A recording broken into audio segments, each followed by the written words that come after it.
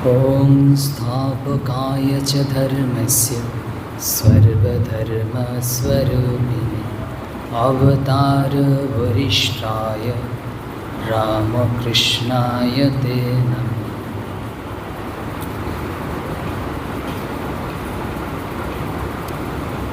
শ্রীরামকৃষ্ণ জগতের ঈশ্বরীকে মা বলতেন। আমরা তো জানি অনেকে, অর্থাৎ তিনি বলতেন তোমরা যাকে ব্রহ্ম বলো আমি তাকে মা বলি, সেটা তো সবার জানো। এখন মা জিজ্ঞেস করছেন ওনাকে একদম, তো তিনি অর্থাৎ দক্ষিণেশ্বরে কালীঘরে রয়েছে, কালী মন্দিরে যে গর্ভগৃহ ওখানে রয়েছে। তো মা জিজ্ঞেস করছেন তুই কি হবি? যেমন পিতামাতারা সন্তানকে জিজ্ঞেস করে না, তুই কি হবি, কি হতে চাস, জিজ্ঞেস করে। তো সেরকম মা শ্রীরামকৃষ্ণকে জিজ্ঞেস করছে তুই কি হবি। তো শ্রীরামকৃষ্ণ কি বলেছিলেন মনে আছে নাকি? কি উত্তর দিয়েছি আমরা একটু দিই, যেটাকে বলে যে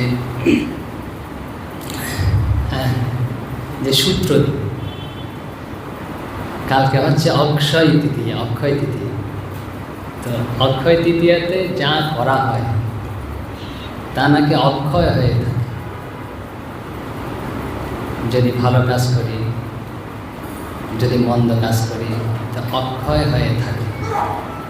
তা কেউ কেউ জিজ্ঞেস করে অক্ষয় তৃতীয়াতে কী করা উচিত। তা আমরা এক কথাই বলতে পারি, অক্ষয় তৃতীয়াতে যে বেশি বেশি করে ভগবানের নাম করবেন, ভগবানের স্মরণ মনন করবেন, তো এসব করবেন। তো কেউ যদি বলে আমরা যদি জাগতিক কিছু করি তো ভালো হবে না, ধরুন একটা বাড়ি করলাম, উদাহরণ দিচ্ছি, একটা বাড়ি করলাম, তো ওইটাই তো অক্ষয় হয়ে থাকবে। এখন ঠিক আছে, ধরলাম আপেক্ষিকভাবে বাড়িটা অক্ষয় হয়ে থাকে, কিন্তু ওই বাড়িতে তো আমি অক্ষয় হয়ে থাকবো না, আমি ক্ষয়প্রাপ্ত হবে, আমি তো থাকবো না, আমাকে ওই বাড়ি ছেড়ে দিতে হবে। তো শ্রীরামকৃষ্ণ কি বলেছিলেন, আমরা শ্রীরামকৃষ্ণের যে জীবন উক্তি এর মধ্যে দিয়ে কিন্তু এই যে অক্ষয় তৃতীয়া এসব একটু দেখব। শ্রীরামকৃষ্ণকে যখন মা জিজ্ঞেস করছেন কি হবি তুই, তো সাধারণ সন্তানরা কীরকম উত্তর দেবে মোটামুটি জানা আছে আপনাদের, আমাদের আর উদাহরণ দিতে হচ্ছে না, আপনারা খুব পরিচিত আছেন সেই বিষয়ে। তো শ্রীরামকৃষ্ণকে বলছেন মা তুই কী হবি, তুই ক্ষর হবি নাকি অক্ষর হবি, মানে স্বর হবি নাকি অক্ষর হবি। শ্রীরামকৃষ্ণ উত্তর দিচ্ছেন আমি অক্ষর হব। অক্ষয় মানে হচ্ছে যা ক্ষয়প্রাপ্ত হয় না, একই থাকে। তো শ্রীরামকৃষ্ণ উত্তর দিচ্ছেন আমি এরকম অক্ষয় হতে চাই। তো আমরা দেখবো আস্তে আস্তে যে অক্ষয় অক্ষর এই অর্থ কী।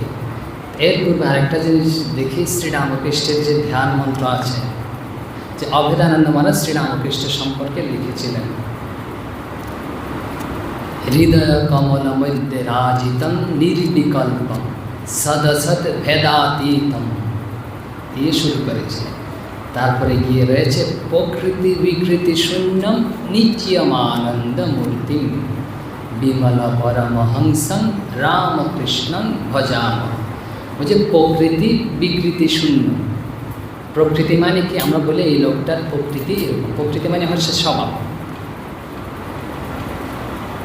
তো স্বভাবটা কীরকম, প্রকৃতি হচ্ছে বিকৃতি শূন্য। বিকৃতি মানে হচ্ছে যার বিকার নেই, ক্ষয় নেই। ওই শ্রীরামকৃষ্ণ বলেছিলেন আমি অক্ষয় হব, অক্ষর। এই অভেদানন্দ মহারাজ এখানে বলছেন তিনি তার প্রকৃতি হচ্ছে স্বভাব হচ্ছে ক্ষয় শূন্য, অব্যয়, যার ব্যয় হবে না, বিকার শূন্য। বিকার মানে কি, যেমন ধরুন দুধটা দই করা হবে, মানে দুধটা বিকার হয়ে কিন্তু দই হয়েছে, ওইটাকে আর কখনো দুধে ফিরিয়ে নেওয়া যায়, এটা হয়ে গেছে যা হয়, যে এরকম কিছু নয়। তো তিনি হচ্ছেন তার প্রকৃতি হচ্ছে বিকৃতি শূন্য। তারপরে কি তারপরে হচ্ছে নিত্যমানন্দ মূর্তি, তার স্বভাব কীরকম? সর্বদা নিত্য আনন্দের যে ঘন বিগ্রহ, আনন্দ মূর্তি। এটাই হচ্ছে শ্রীরামকৃষ্ণের প্রকৃতি, ব্যয়শূন্য, অক্ষর, আর হচ্ছে আনন্দের মূর্তি। তো অক্ষয় তৃতীয়াতে কি অনেকগুলো বিশেষ বিশেষ ঘটনা ঘটেছিল, যে আমরা একটু উল্লেখ করে দিই, তারপর আস্তে আস্তে আসবো ধীরে ধীরে কী কী ঘটেছিল। যে পরশুরাম ষষ্ঠ অবতার, যে বিষ্ণুর ষষ্ঠ অবতার পরশুরামের জন্মতিথি হচ্ছে অক্ষয় তৃতীয়াতে, তিনি এই তিথিতেই জন্মেছিলেন। তারপর আর কী ঘটেছিল? সবচেয়ে মোটামুটি গুরুত্বপূর্ণ, আমরা গঙ্গা সবাই জানি, পতিত পাবনী। এই যে গঙ্গা মর্তধানে এসছিলেন, অবতরণ করেছিলেন অক্ষয় তৃতীয়া তিথিতে। ভগীরথ তিনি গঙ্গাকে আনয়ন করেছিলেন। প্রথমে ব্রহ্মার তপস্যা করেছেন, তারপরে বিষ্ণুর তপস্যা করেছেন, তাদেরকে তুষ্ট করেছেন। তারপরে কি তাদের তপস্যা করলে হবে না, শিবের কাছে কাতর প্রার্থনা করেছেন, শিবকে তুষ্ট করেছেন যে গঙ্গা কীভাবে আসবে, শিবের জটা হয়ে এসেছিলেন, তাহলে তো মর্তধামে আসা সম্ভব নয়। এসব রয়েছে অনেক। তো এই গঙ্গা হচ্ছে পতিত পাবনী। এই গঙ্গা মর্তধামে যে যে ভগীরথ এনেছিলেন অক্ষয় তৃতীয়া তিথিতে। এই গঙ্গা সম্পর্কে শ্রীরামকৃষ্ণ কী বলতেন? এই গঙ্গা বাড়িকে তিনি বলতেন ব্রহ্মবাড়ি, সাক্ষাৎ ব্রহ্মবাড়ি বলতেন। বাড়ি মানে হচ্ছে জল, যে ব্রহ্মের যে জল রূপ আকার ধারণ, সব কিছু তো ব্রহ্ম। তো জল রূপ আকার যে ধারণ আমরা দেখতে পাচ্ছি, সাক্ষাৎ ঈশ্বর যে বাড়ি রূপে পরিণত হয়েছেন, জল রূপে পরিণত হয়ে প্রবাহিত হচ্ছে, এরকম শ্রীরামকৃষ্ণ বলতেন। আর শ্রীরামকৃষ্ণ গঙ্গাকে যে অপবিত্র দ্রব্য ফেলা, কোনো কিছু উচ্ছিষ্ট দ্রব্য ফেলা একদম পছন্দ করতেন না, নিষেধ করতেন সবাইকে, খুব রূঢ় ভাষায়। শ্রীরামকৃষ্ণ হয়তো 150 বছরেরও পূর্বে আগে এসব বলে গেছেন এসব, আর এখনই খুব বাস্তবায়িত হচ্ছে। সরকার খুব চেষ্টা করছে গঙ্গার যে এরকম দূষণ রক্ষা করার জন্য, প্রতিরোধ করার জন্য। তারপরে মহাভারত যে রচনা শুরু হয়েছে ওই অক্ষয় তৃতীয়া তিথিতে, ব্যাসদেব মহাভারত বলেছিলেন এবং গণেশ তা লিপিবদ্ধ করেছিলেন। আবার ওখানে ছিল, যেটাকে বলে শর্ত ছিল। তো ব্রহ্মা প্রথমে গেছে হচ্ছে ইয়ের কাছে, যে ব্রহ্মা বলছি ব্যাসদেব গেছে হচ্ছে ব্রহ্মার কাছে, যে আমি এরকম একটা রচনা করতে চাই, কিভাবে করব? তখন ব্রহ্মা উপদেশ দিয়েছিলেন তুমি গণেশকে নাও। তো গণেশকে আবার ব্যাসদেব গেছে, তো গণেশের শর্ত ছিল, যে কি শর্ত? যে আপনি বলতে থাকবেন, আপনার বলা কিন্তু থামানো যাবে না, আমার যাতে কলম না থামে, এরকম শর্ত ছিল। আর ব্যাসদেবও কোন জান, তিনি বলেছেন কি? তিনি বলেছেন ঠিক আছে আমি বলতে থাকবো, কিন্তু আপনার অর্থ বুঝে লিখতে হবে, একটাও অর্থ না বুঝে একটা শব্দ আপনি লিখতে পারবেন। যে মহাগ্রন্থ যে মহাভারত 1,00,000 শ্লোক বিশিষ্ট, প্রায় 1,00,000 শ্লোক বিশিষ্ট মহাভারত ওই অক্ষয় তৃতীয়া তিথিতে শুরু হয়েছিল। এই জন্য এই দিনগুলোকে বিশেষ মনে করা হয়। আর একটা কি, যে কুরুক্ষেত্রের যুদ্ধের কারণ, যে বলে দ্রৌপদীর বস্ত্রহরণ, দুঃশাসন। অনেকে বলে দ্রৌপদীর বস্ত্রহরণ হয়েছিল, বস্ত্রহরণ হয়নি, করার চেষ্টা করা হয়েছিল, ভগবান তো হতে দেন, কারণ ভগবান তাকে রক্ষা করেছিলেন। যেই ভগবানের শরণাপন্ন হয়েছেন সেই ভগবান দুহাত তুলে সব ছেড়ে দিয়ে ভগবানের শরণাপন্ন হয়েছেন, সাথে সাথেই ভগবান তাকে রক্ষা করেছেন। কৃষ্ণাকে, দ্রৌপদীর আরেক নাম কৃষ্ণ। তা আমরা চাইব না এই বিষয়টা অক্ষয় হয়ে থাকুক, তখনও ঘটেছে এখনও ঘটবে, এরকম আমরা কখনো চাইব। তারপরে কি, এরকম অনেক ঘটনা রয়েছে, যে যারা তার চারধামে যেতে চান, চারধামের যে যাওয়ার যে দ্বার উদ্ঘাটন আগামীকালে থেকেই শুরু হবে। তার 10 মহাবিদ্যার যে ধূমাবতী আবির্ভাব, মানে হচ্ছে জন্ম তিথি, আবির্ভাব তিথি হচ্ছে অক্ষয় তৃতীয়াতে। তারপর সত্যযুগের শেষ হয়ে ত্রেতা যুগ শুরু হয়েছিল অক্ষয় তৃতীয়া তিথিতে, এসব রয়েছে। তো জগন্নাথ দেবের যে পুরীতে রথযাত্রা হবে সামনে, কালকে থেকেই রথ তৈরি শুরু হবে। কিন্তু আমাদের কাছে সবচেয়ে বিশেষ হচ্ছে গুরুত্বপূর্ণ, শরৎ মহারাজ অক্ষয় কিছু করে গেছেন, শারদানন্দ মহারাজ সিংহ। তার এক অক্ষয় কীর্তি হচ্ছে শ্রীরামকৃষ্ণের, শুধুমাত্র শ্রীরামকৃষ্ণের জীবন লিখেছেন, লিপিবদ্ধ করেছেন তা নয়, ওই লীলা প্রসঙ্গের মধ্যে দিয়ে কিন্তু সব অবতার পুরুষদের জীবন আমরা বুঝতে পারি। অবতার পুরুষদের জীবন তো সেভাবে লিপিবদ্ধ নেই, ঠিকভাবে যৌক্তিকভাবে বিচার বিশ্লেষণের মধ্যে দিয়ে এটা কেন করা হয়েছে। এই যে শরৎ মহারাজ তার অক্ষয় কীর্তি এটা করেছেন, তা অবশ্যই অক্ষয় কীর্তিটা করেছেন এরকম নয়, তিনি আর একটা এরকম অক্ষয় কীর্তি করেছেন। বৈকুণ্ঠ হতে লক্ষ্মী এসছে কোথায়? জয়রাম মাটিতে। তো যেখানে জন্মেছিলেন এই শ্রী শ্রী মা, জন্মের যে স্থান, ওখানে যে মন্দির হয়েছে, ওখানে সেই মন্দির কিন্তু দ্বার উদ্ঘাটন করেছিলেন শরৎ মহারাজ অক্ষয় তৃতীয়া তিথিতে। তা আমাদের জন্য খুব গুরুত্বপূর্ণ যে 1923 সালের 19শে এপ্রিল ছিল, তো ওই সময় অক্ষয় তৃতীয়া তিথি, ওই অক্ষয় তৃতীয়াতে তিনি এই কাজ করেছিলেন। তো অক্ষয় তৃতীয়াতে আমরা বলেছি ভগবানের, কেউ কেউ বলে থাকে যে যেহেতু গঙ্গার আবির্ভাব ঘটেছিলেন, তো শিবের পূজা করা, গঙ্গার পূজা করা, কৈলাস, হিমালয়, ভগীরথ, ব্রহ্মাদি এসবের পূজা করে কেউ কেউ থাকেন। এখন যে অক্ষয়, তাই তো, যে অক্ষয় শব্দের অর্থ কী আমরা কোত্থেকে পাই? যে অক্ষয় তৃতীয়াতে মহাভারত রচনা শুরু হয়েছিলেন, সে মহাভারত থেকেই দেখি।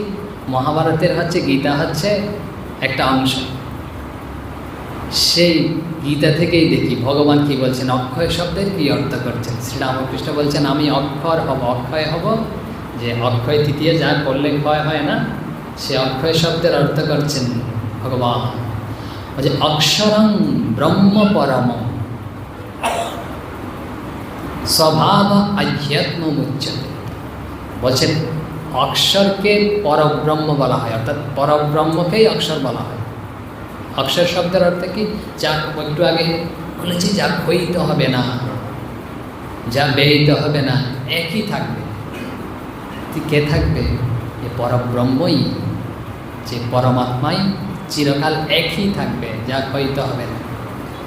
যে শ্রীরামকৃষ্ণ বলছেন, দেখুন মায়ের কাছে চাইছেন, আমরা তো কত কিছু চাই, যে বলছে মায়ের দর্শন হলে কী চাইব, এরকম মনে মনে উঠে ভগবানের দর্শন হলে কী চাইব। তো শ্রীরামকৃষ্ণ আমাদের শিখিয়ে দিচ্ছেন যে এরম তার জীবন থেকে আমরা শিখতে পারি আমাদের কি চাওয়া উচিত, কি চাওয়া উচিত নয়, কি করা উচিত, কি করা উচিত নয়। যে তিনি বলছেন আমি অক্ষয় হতে চাই, অক্ষর। তো অক্ষর মানে হচ্ছে পরমাত্মা, পরমেশ্বর। তো ঠিক আছে, পরমেশ্বর ভগবান অর্থ করেছে। আমাদের লাভটাকে এখানে আমরা কোথায়? ভগবান পরের শব্দে বলছেন স্বভাবম আধ্যাত্ম উচ্চতে। ওদের স্বভাবকে, স্বভাবকে আমরা বলে থাকি স্বভাব, ধরুন প্রত্যেক ব্যক্তির আলাদা আলাদা স্বভাব। আমি এরকম স্বভাবের, এটা করতে পছন্দ করি, এটা চাই, এরকম আমার প্রকৃতি হচ্ছে এরকম, সবার স্বভাব এরকম। প্রকৃতি কি? স্বভাব। কিন্তু আমরা যদি আস্তে ঠিকভাবে বিশ্লেষণ করি, ভেতরের দিকে যেতে থাকি, তাহলে আমাদের স্বভাবটা আমরা খুঁজে পাই। কীরকম? আমরা যা কিছু করি না, কী জন্য করি? আনন্দের জন্য করি। আমরা আসলে আনন্দ চাই, কেউ দুঃখ চাই না। জগতে কোনো ব্যক্তি আছে কি যে বলছেন আমি দুঃখ চাই? কেউ চাইবে না, দুঃখের ধারে কাছেও যাবে না। বলছে আমরা দুঃখ চাই না, আনন্দ চাই। এটা সবসময় চাই, কিন্তু তাহলে কী দাঁড়ানো? আনন্দটাই আমাদের স্বভাব, সবসময় চাই, যেটা সবসময় আমাদের মধ্যে। স্বভাব, সমানে হচ্ছে নিজের, ভাব মানে হচ্ছে আমার ভিতরের যে অবস্থাটা। তো আনন্দ, তারপর আর কি? আমরা কি চাই? যে আমি যে আছি, যে আমাদের অস্তিত্ব, ওটা আমি সব সময় ধরে রাখতে চাই। কিভাবে? আমি এখানে আছি এটা জানান দিতে চাই, হ্যাঁ আমি আছি, আমার অস্তিত্ব রয়েছে। আমি নিজে নিজেও অনুভব করি যে আমি রয়েছি, কিন্তু ওই অস্তিত্বকেও বিলোপ হতে চায় না।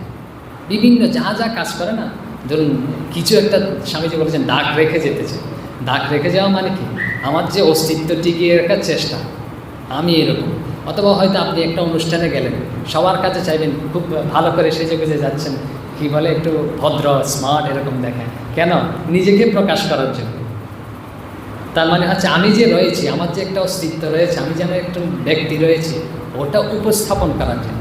তাহলে আমার যে অস্তিত্ব ওইটা আমি সব সময় ধরে রাখতে চাই, প্রকাশিত করতে চাই। তাহলে স্বভাব ওইটা আমার, যেটা আমরা সবাই চাই, বিভিন্ন উপায়ে চাই। তারপরে কি?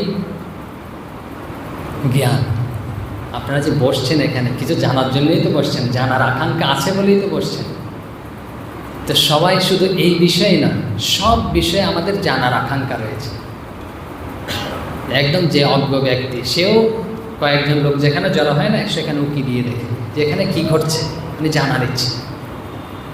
আর যে আমাদের কথা আপনারা শুনতে পাচ্ছেন, আমি স্পর্শ করলাম, অনুভূত হচ্ছে, জ্ঞান হচ্ছে, ওই জ্ঞান। তাহলে জ্ঞানটাও আমাদের স্বভাব। তা আমরা যদি এরকম বিশ্লেষণ করতে করতে যাই না, সবাই এইগুলোই খুঁজে পাবেন। কি পেয়েছি? আনন্দ, অস্তিত্ব, জ্ঞান। তা আমরা তো মনে করি তিনটা জিনিস না, একসাথে বলে সচ্চিদানন্দ। সচ্চিদানন্দ মানে কি? ব্রহ্ম। একটু আগেই বললাম ব্রহ্ম মানে কি? অক্ষর, যা কখনো ক্ষয়িত হবে না। এখন তাহলে কি বলছেন শাস্ত্রকার? ওখানে গীতার অর্থ করছেন, স্ব এব ব্রহ্মণ জীব রূপেণ ভবনং স্বভাব। এই যে ব্রহ্ম যে জীব রূপ ধারণ করেছে, ওটাকেই স্বভাব বলা হয়।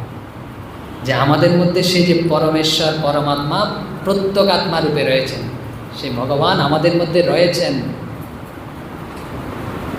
তা ওটাই হচ্ছে আমাদের স্বভাব। বললাম সচ্চিদানন্দ মানি তো যাকে আমরা কথ্য ভাষায় ঈশ্বর বলি, ব্রহ্ম বলি, ওটা আমাদের মধ্যে রয়েছেন। যে আমাদের প্রতিটা অনুভব, প্রতিটা অনুভূতি, ভোক্তৃত্ব, কর্তৃত্ব, এই যে ভোক্তা কর্তা, একটু পরে এটাই যে আমরা ভোগ করছি, করছি, তিনি আছেন বলেই তা ভোগ করতে পারছি। তো আমাদের যে স্বভাব, প্রকৃত স্বভাব তিনি। তা আমাদের যে প্রকৃতির ভিতরে সত্তা রয়েছে, ভগবত সত্তা, ওটাকে জানতে পারলেই আমরা অবসর হব। আমাদের জীবনের উদ্দেশ্য হওয়া উচিত ওটা। এই যে ভগবান এখানে বলছেন যে অক্ষরং ব্রহ্ম পরমং গীতায় স্বভাবং আধ্যাত্মং উচ্চতে ইত্যাদি। তাহলে তো জানা গেল এখন অক্ষর জিনিসটা কি, আমরা মাঝখানে কোথায় আছি। আমরা আছি প্রধান জায়গায়, কিন্তু অনুভবটা অন্য জায়গায়। বুঝে? তাহলে কি বলে যে অক্ষরের বিপরীত হচ্ছে ক্ষর, মানে যেটা ক্ষয়প্রাপ্ত হয়ে যাবে, বিনাশপ্রাপ্ত হয়ে যাবে, তাকেই ক্ষর বলা হয়, ক্ষর বলা হয়। তো দেখি ক্ষর কাকে বলে? ভগবান কি বলছেন? বলছে অধিভূতং স্বরভাব। যে অধিভূতকে স্বরভাব, অধিভূত মানে কি? অধি মানে অধিষ্ঠিত রয়েছেন, ভূত মানে হচ্ছে সব প্রাণী। তো বলছেন দেহাদি, দেহ থেকে শুরু করে যা পদার্থ রয়েছে সব কিছুই হচ্ছে ক্ষর। বিনাশী পদার্থকেই ক্ষর বলা হয়, যা বিনাশিত হবে।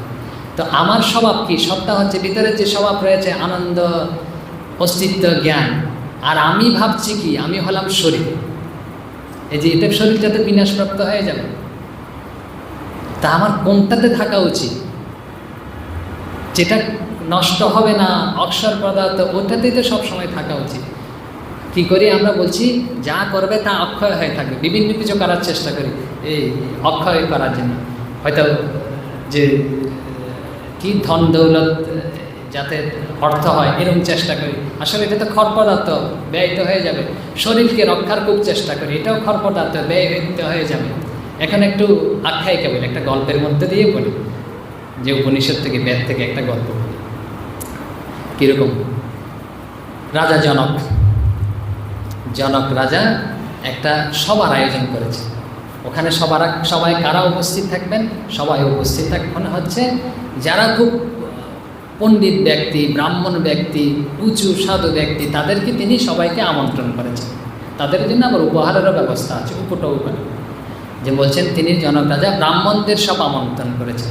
ব্রাহ্মণ মানে কি? কে আমরা একটু বলি আগে। ব্রাহ্মণ বলতে যাতে ভুল ধারণা না জানায়, যে ব্রহ্ম জানাতি ইতি ব্রাহ্মণ, যিনি ব্রহ্মকে, পরমেশ্বরকে জানার চেষ্টা করছেন বা জেনেছেন, তাকেই ব্রাহ্মণ বলা হয়। তো সব ব্রাহ্মণদের তিনি নিমন্ত্রণ করেছেন। এখন নিমন্ত্রণ করে তারপরে সব ব্রাহ্মণরা এসছেন। তো যখন এসছেন তখন রাজা জনক বলছেন যে আপনাদের মধ্যে যিনি বরিষ্ঠ, যিনি হচ্ছেন বেদজ্ঞ শ্রেষ্ঠ, প্রধান, তো ওনার জন্য আমি 1,000 গাভীর ব্যবস্থা করেছি। যে উত্তর দিচ্ছেন এই গোষ্ঠে এনে গরুগুলোকে বাঁধা, এই উপহার ওনার জন্য, যিনি শ্রেষ্ঠ তার জন্যে এইসব গোধন। আর কি গরুর মাথায় শিঙের মধ্যে আবার স্বর্ণ মরানো আছে। যিনি শ্রেষ্ঠ উনি পাবেন হচ্ছেন এই 1,000 গোধন। আপনাদের মধ্যে যিনি শ্রেষ্ঠ তিনি এসব নিয়ে যেতে পারেন। তো এত সব রয়েছে ব্যক্তি, সব জ্ঞানী ব্যক্তি, এদের মধ্যে কে বলবে যে আমি শ্রেষ্ঠ? কেউ বলার সাহস পাচ্ছে। তো ওখানে যাজ্ঞবল্ক্য নাম শুনেছেন, একজন ঋষি ছিলেন।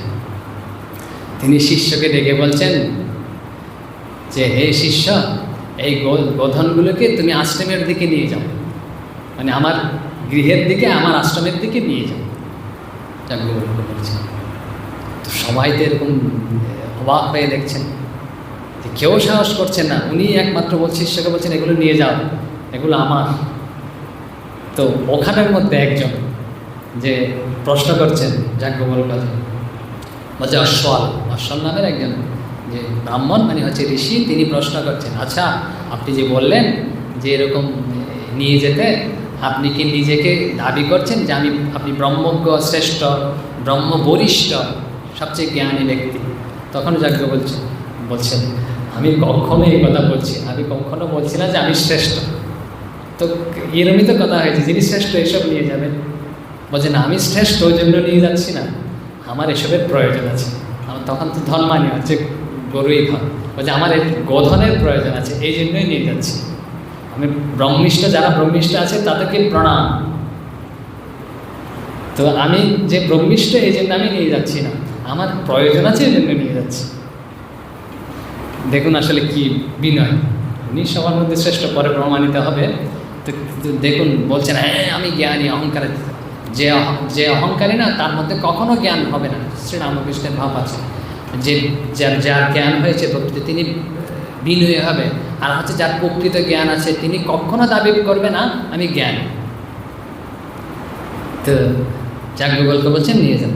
তো এখন তো সবার মধ্যে চলছে, এখন ঠিক আছে সবাই বলছেন আমরা তাহলে আপনাকে প্রশ্ন করব। তো বিভিন্ন ধরনের প্রশ্ন হয়েছে, একজনে তাকে প্রশ্ন করেছে বিভিন্ন রকম, যত সব শাস্ত্রীয় বলুন, জাগতিক বলুন, কঠিন প্রশ্ন হয়েছে তাকে করা হচ্ছে। এই অশ্বল প্রশ্ন করেছিলেন, জারৎকারক একজন ঋষির নাম, তিনিও প্রশ্ন করেছিলেন। তিনি কি প্রশ্ন করেছেন? বলছে মৃত্যু কীভাবে হয়, এসব প্রশ্ন করেছিলেন। আর একজন যে ব্রহ্মজ্ঞ, যে ভগবত দর্শন করেছেন, তার কীভাবে মৃত্যু হয়, তারও কি সাধারণ মানুষের মতো মৃত্যু হয় নাকি তার বিশেষ মৃত্যু হয়?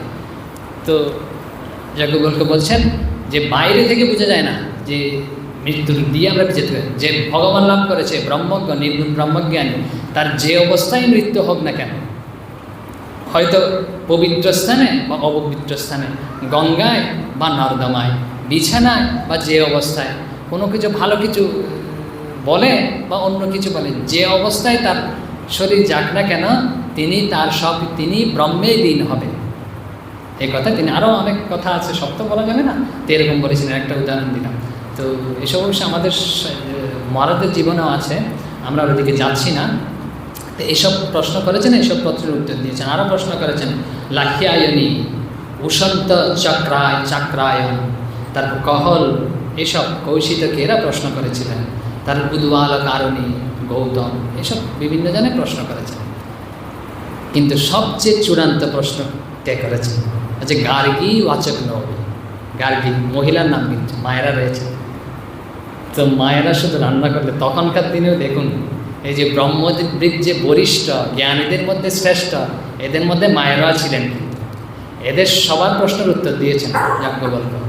আর চূড়ান্ত প্রশ্ন করেছেন হচ্ছে গার্গী। যে গার্গী দাঁড়িয়ে বলছেন আমি এনাকে 2টা প্রশ্ন করব, আর এই 2টা প্রশ্নের যদি উনি যথাযথ উত্তর দিতে পারেন তাহলে আমরা এবং আপনারা সবাই মেনে নেবেন উনি হচ্ছেন বরিষ্ঠ, যে সবার মধ্যে বরিষ্ঠ হচ্ছে জ্ঞানী শ্রেষ্ঠ। আমরা 2টা প্রশ্নের উত্তর দিতে হবে। দেখুন একজন যেটাকে বলে নারী মহিয়সী, কিরম মহিয়সী, সবার মধ্যে দাঁড়িয়ে বলছে আমি প্রশ্ন করব এবং 2টা প্রশ্ন করব। আমাদের মায়েরও সেরকম সাহস থাকতে হবে, ভিতরে জ্ঞান থাকলেই তো এরকম সাহস থাকে। তো মায়েদের শুধু রান্না করলে চলবে না, এসব সব থাকা চাই, দৃঢ় প্রত্যয় সব জায়গায় আছে। কিন্তু আমাদের মায়েরাই অনেক বড় বড় কাজ করছে। তো কি প্রশ্ন করেছেন গার্গী? প্রথম প্রশ্ন করছেন, কি প্রশ্ন করেছেন? বলছেন এই পৃথিবী, এই অন্তরিক্ষ লোক, স্বর্গলোক এবং যা বর্তমানে রয়েছে সৃষ্ট যা পদার্থ এবং যা ভবিষ্যতে যা হবে তা কোথায় আছে? আমাদের দৃষ্টিতে এইটুকু পর্যন্ত আমরা জানি না আমরা কোথায় আছি, তাই তো? ওই যে বলছে কোথায় পৃথিবীতে রয়েছে, পৃথিবী কোথায় রয়েছে, এসব প্রশ্ন আসে না? বলছে এইসব যা হয়েছে বর্তমানে এবং যা ভবিষ্যতে হবে তা কোথায় রয়েছে? তখন যাজ্ঞবল্ক্য উত্তর দিচ্ছেন, উত্তর দিয়েছেন যুক্তি সহকারে, আমরা সংক্ষেপে বলছি উত্তরটা কি। বলছে আকাশে রয়েছে। আকাশ মানে হচ্ছে আমরা দৃষ্টিতে যা দেখতে পাচ্ছি তা কিন্তু শুধু আকাশ না, আকাশ মানে হচ্ছে খালি জায়গা। আমরা সবাই কিন্তু আকাশে রয়েছে, পৃথিবীটাও আকাশে, তাই তো? কেন আকাশ বলল? ব্রহ্মের খুব কাছাকাছি প্রতীক, ঈশ্বরের খুব কাছাকাছি প্রতীক হচ্ছে আকাশ। কেন আকাশকে আমরা অনন্ত বলি? আকাশ ধরা যায় না, ছোঁয়া যায় না, খুব কাছাকাছি প্রতীক হচ্ছে আকাশ। এই জন্য প্রথমে বলছেন আকাশ। তখন গার্গী বলছেন হ্যাঁ, আপনার উত্তর যথার্থ হয়েছে, আপনার এই ঠিক ঠিক উত্তরের জন্য আপনাকে প্রণাম, এরকম প্রণাম জানিয়েছে গার্গী। এখন দ্বিতীয় প্রশ্ন হচ্ছে আর একটু কঠিন আমাদের বোঝার জন্য। বলছেন এই আকাশটা কোথায় রয়েছে? যে আকাশও তো রয়েছে, আকাশটা কোথায় রয়েছে? এখন আমাদের কি জানার বিষয়? অক্ষয় তৃতীয়া, যে আর ক্ষয়িত হয় না, সে অক্ষরকে আমাদের জানার বিষয়। এখন কি বলছেন দেখি ওই ঋষি, উত্তর দিচ্ছেন। সংস্কৃতটা একটু পরে দেখি, বেদবাক্য তো, উপনিষদের বাক্য। বলছে এতদ্বৈ তৎ অক্ষরং গার্গী ব্রহ্মণা অভিবদন্তি। যে ব্রাহ্মণগণ, জ্ঞানীগণ বলে থাকেন, অভিবদন্তি বলে থাকেন, হে গার্গী, যে ব্রাহ্মণগণ জ্ঞানীগণ বলে থাকেন যে আমরা সবাই কোথায় রয়েছি। যে এতদ্বৈ অক্ষরং, বলছে ইহাই হচ্ছে অক্ষর, আমরা যাতে রয়েছি সবাই, এই পৃথিবী রয়েছে, ভবিষ্যতে থাকবে, তাকেই অক্ষর বলা হয়। মানে অক্ষর মানে একটু আগে বলেছি যা ক্ষয়প্রাপ্ত হবে না, বিনাশপ্রাপ্ত হবে না, এরকম। তো এখন তো রয়েছে, আমরা সবাই রয়েছে, জিনিসটা কি আমাদের একটু উপলব্ধি করিয়ে দিই, এরকম প্রশ্ন তো মনে আমাদের হতে পারে। এর সাথে যে সে উত্তর দিচ্ছেন জিনিসটা কি, বলছে এটা হচ্ছে অস্থূল, মানে এরকম স্থূল পদার্থ নাই যা আমরা এরকম ধরতে পারি। তাহলে স্থূল যদি পদার্থ না হয় তাহলে ছোট পদার্থ হবে, কি বলে, অনুবীক্ষণ যন্ত্র দিয়ে হয়তো দেখা যাবে। বলছে না, এটা অনুবীক্ষণ যন্ত্র দিয়েও দেখা যাবে এরকম। বলছে তো অন্য কিছু দিয়ে হয়তো চোখে আমরা দেখার চেষ্টা করতে পারি। বলছে এটা অচক্ষু, চক্ষু দিয়ে দেখা যাবে না, এরকম অনেক বলেছে। অসত্র, তাহলে দেখা না গেলে শোনা তো যাবে। আচ্ছা শোনা না যাক, দেখা না যাক, বায়ুর মতো তো স্পর্শ হবে, বলছে এটা অস্পর্শ, এরকম সব বলেছে। বলছে অস্পর্শ, দেখা যাবে না, শোনা যাবে না, তাহলে এটা তো অস্তিত্বই নেই, এরকম তো হতে পারে। যেটা কি করতে পারে? তখন আবার বলছেন, বলছে এতস্য অক্ষরস্য প্রশাসনে গার্গী সূর্য চন্দ্র মৌস বিধৃত। বলছে এতস্য, এই অক্ষরস্য, অক্ষরের প্রশাসনে মানে হচ্ছে তার কর্তাগিরিতে, তার নিয়ন্ত্রণে, তিনি সব নিয়ন্ত্রণ করছেন। এই গার্গী তিনি সব নিয়ন্ত্রণ করছেন, তার নিয়ন্ত্রণে কি চলছে? এই যে সূর্য, আমরা চন্দ্র দেখতে পাচ্ছি, এই পৃথিবী, সব তিনি নিয়ন্ত্রণ করছেন। যদি আমরা তাকে দেখতে পাচ্ছি না, অনুভব যে স্পর্শ করতে পারছেন, অনুভব করতে পারছেন এরকম বলবো না, প্রতি বোধে বিদিতং মতম, যে প্রতি বোধে অনুভব হচ্ছে, কিন্তু সেই অনুভবটাকে না আমরা ওই যে বিষয় করে ফেলেছি, ঘরের অনুভব করে ফেলেছি। এই অনুভবটা আমাদের দেহের মনে করছে, দেহের নয় কিন্তু তারই অনুভব। যে তিনি সব কিছু নিয়ন্ত্রণ করছেন, সব কিছু পরিচালনা করছেন, সব কিছু করছেন। তারপর বলছেন কি, খুব সুন্দর কথা, কি করতে হবে আমাদের অক্ষয় তৃতীয়াতে? শ্রীরামকৃষ্ণ বলছেন আমি অক্ষর হব। বলছেন যাজ্ঞবল্ক্য বলছেন পরে, বলছে একেই জানতে হবে, আমাদের কাজ হচ্ছে এই অক্ষরকেই জানা, আমরা যা করব, বলছে একে না জেনে কেউ যদি কি করে, হোম করে, যজ্ঞ করে, বিভিন্ন ক্রিয়া অনুষ্ঠান করে, ভগবানকে বাদ দিয়ে বিভিন্ন আমরা করি না। এই যে বলছিল, একটা উদাহরণ দিলাম, ঘর বাড়ির কেনার চেষ্টা করা, সোনার উপর কেনার চেষ্টা করা। সোনার উপর কিনলে নাকি অক্ষয় তৃতীয়াতে হয়তো কালকে আপনারা ইয়েতে দোকানে চলে যাবেন, সোনার উপর নাকি ক্রয় করলে এরকম আছে আর কি লৌকিক ভাষায়, তো নাকি বেশি বেশি আরও ওই দিন ঘরে ঢুকে। তো বলছেন এইসব ঋষি বলছেন, যাজ্ঞবল্ক্য বলছেন, যা করি না কেন, হোম করি, যজ্ঞ করি, তারপরে তপস্যা করি, সোনার উপর ক্রয় করি, সব হচ্ছে বিনাশী। বিনাশী হবে, কিছুই থাকবে না। উপনিষদ বলছে সব বিনাশী হয় যা করার চেষ্টা করি না। আর যে এসব করে না তাকে বলছে কৃপণ। কৃপণ বলে সম্বোধন করেছে, কৃপণ শব্দটাই বলেছেন। কৃপণ জানেন, আপনাদের সবাই পরিচিত, তো তাকে ওখানে কৃপণ বলে সম্বোধন করছে। বলে যে তাহলে যে উৎকৃষ্ট ব্যক্তিকে, তিনি বলছেন উৎকৃষ্ট ব্যক্তিকে বলছে তিনি ব্রাহ্মণ। কে ব্রাহ্মণ? যে এই অক্ষরকে জেনে দেহ ধারণ করেছে, অর্থাৎ দেহ ছেড়ে চলে গেছে, তিনি হচ্ছেন প্রকৃত ব্রাহ্মণ। ঠিক ঠিক ধনী ব্যক্তি, বড়লোক। এই যে ঋষি বলছে তিনি হচ্ছেন বড়লোক। এখন আমাদের মনে তবুও একটু হয় যে এরকম তাকে লাভ করলাম, এরকম করলাম, ধনী তো হবে বলছে, তো প্রকৃত আসলে কী লাভটা করব, কী করব? আবার আমরা এই মহাভারতে চলে যাই। মহাভারত যেহেতু শুরু হয়েছিল, ওখান থেকে শুরু করেছি, ওখান দিয়ে শেষ করার চেষ্টা করি। তো ওখানে বলছেন গীতা কি আমরা কী লাভ করব আসলে, বলে ইয়ং লব্ধ্বা চাপরং লাভং মন্যতে নাধিকং তত।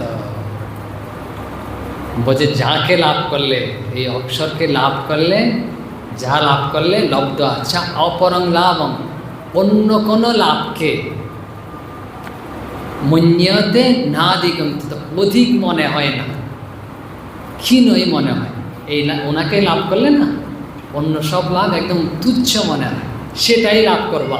বলছে কী লাভ হবে যদি ধন দৌলত লাভ না করি? বলছে এটাকে লাভ করলে যে এরম লাভ হবে যা অন্য কিছুতে লাভ করা যাবে না। বলছি তো আমাদের ওটা লাভ করে, ধন দৌলত লাভ, ধন যখন লাভ করেন একটু মনে শান্তি হয়, খুব অর্থ লাভ করবে, তো এটা লাভ করলে কীরকম হবে? লাভটা বুঝলাম, লাভ করলাম, তো অনুভূতিটা কী হবে? বলছেন ইয়স্মিন স্থিত ন দুঃখেন গুরুণাপি বিচলিত। যে কোনো দুঃখ আসুক না কেন আমাদের কিছুতেই বিচলিত করতে পারবে না, এটা লাভ করে। ভগবত বাক্য। শ্রীরামকৃষ্ণের একটা ঘটনা বলি, শ্রীরামকৃষ্ণের জীবন দিয়ে আমরা দেখছিলাম এসব শাস্ত্র। জানেন আপনারা, কিছুদিন আগে হয়েছে শ্রীরামকৃষ্ণ টাকা মাটি, মাটি টাকা এরম বলে গঙ্গাগর্ভে নিক্ষেপ করেছে। এখন নিক্ষেপ করার পর আপনাদের মনেও হয়তো মায়েদের মনে দুঃখ করছে, তো যদি নিক্ষেপ করি না, তো শ্রীরামকৃষ্ণ এরকম করেছিল। শ্রীরামকৃষ্ণ বলছেন এই যে টাকা মানে হচ্ছে লক্ষ্মী, ধনের প্রতীক, আমি এটা গঙ্গায় নিক্ষেপ করলাম, মা লক্ষ্মী যদি আমার উপর রুষ্ট হয়, আমার ক্ষেত যদি বন্ধ করে দেয়, শ্রীরামকৃষ্ণের ক্ষেত মানে হচ্ছে খাওয়া দাওয়া আর কি, যে আমরা খেয়ে দিয়ে জীবন ধারণ যদি এরকম বন্ধ করে দেয় তাহলে কী হবে? একটা চিন্তায় পড়ে গেছে। তারপর শ্রীরামকৃষ্ণ বলছেন তারপর এক বুদ্ধি ঠাউরালাম। যে কী বুদ্ধি করলেন? বলছেন আমি যদি মানে জগতেশ্বরী জগৎ মাতাকে লাভ করি না, মাকে যদি লাভ করি, তাহলে তো আর কোনো আমার চিন্তা থাকবে না, মাই সব ব্যবস্থা করবেন। এই যে ভগবত বাক্য বলছে জিয়ং ইয়ং লব্ধ চাপরং লাভং নৈন্যতে মন্যতে নাধিকং তত। যেটা লাভ করলে অন্য সব লাভগুলি আমার হয়ে যাবে, আর আলাদাভাবে করতে হবে না। এর আরেকজন ভক্ত ছিল পাশে, বলছে এটা তো একটু পাটোয়ারি বুদ্ধি হয়ে গেল, সে এরকম ভাত দিয়ে এর মধ্যে বলছে ভগবানের বেলায় না অটুক চলে। আমরা হিসাব করি না যে বাজার করতে যখন মার্কেটে যাই, বলছে এটা কিনলে এটার সাথে ফাও এটা পাওয়া যাবে, তাহলে তো যেটা ফাও পাওয়া যাবে ওইটা আর এক্সট্রা কিনবো না, আমরা আলাদা করে কিনবো না, ওইটাই কিনবো যেটার সাথে ফাও দিচ্ছে, এটাই কিনবো। বলছে ওইটা এমনি ফাওয়াই চলে আসবে। তা আপনাদের মায়েদের না ইয়ে করার উদ্বিগ্ন হওয়ার কোনো কারণ, যে ভগবানকে ডাকলেই, ভগবানের নাম করলেই, ভগবানকে চিন্তা করলেই আশেপাশে যা আছে সব চলে আসে। তাহলে কি করা উচিত আমাদের অক্ষয় তৃতীয়াতে? যে শ্রীরামকৃষ্ণ বলেছেন মানব জীবনের উদ্দেশ্য হচ্ছে ঈশ্বর লাভ, ভগবান লাভ। যেভাবে ভগবানের মন থাকে, জপ ধ্যান করে হোক, ভগবানের চিন্তা করে হোক, বেশি বেশি করে ভগবত চিন্তা করা হচ্ছে। কারণ শ্রীরামকৃষ্ণ প্রথমেই বলেছেন, জিজ্ঞেস করেছেন, আমাদের হয়তো কম বয়সে জিজ্ঞেস করলে আমরা বলবো এটা চাই সেটা চাই, কী হতে চাই, ওটা হতে চাই, সেটা হতে চাই। শ্রীরামকৃষ্ণ প্রথমেই বলছেন আমি অক্ষর হতে চাই। দেখে আমাদের শিখিয়ে দিচ্ছেন, তার আবার বলার দরকার কি এসব? তো আমাদেরও বলতে হবে এরকম, আমাদের যে ভিতরে যে ভগবত সত্তা রয়েছে আমরা সেটাকেই লাভ করতে চাই, সেটাকেই জানতে চাই, আর সেটাকেই লাভ করলে আর সব লাভ ফিকে হয়ে যায়। ওম শান্তি শান্তি শান্তি, হরি ওম তৎসৎ। শ্রীরামকৃষ্ণার্পণমস্তু।